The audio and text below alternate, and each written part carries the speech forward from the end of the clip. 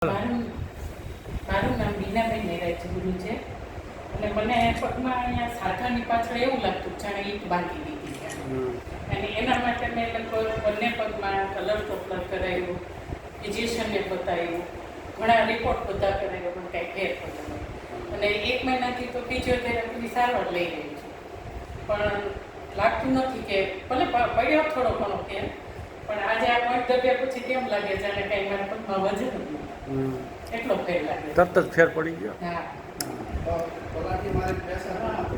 પલાટી મારી બેસાતું નહોતું, આમ કરીને આમ કરવો હોય તો આ થતો નહોતો, આમ રાગ નખાઈ જાય. આજે આ પોઈન્ટ દબ્યા પછી એટલો ઘણો ફેર પડી ગયો. ચાલી તોય બંગડાએ અંદર ચાલી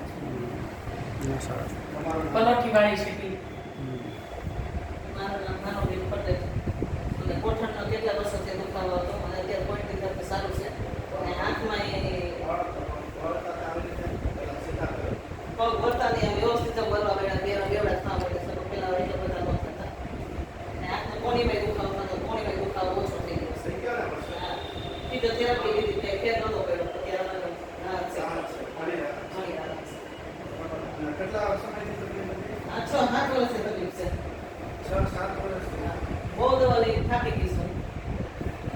આપણે 15 મિનિટ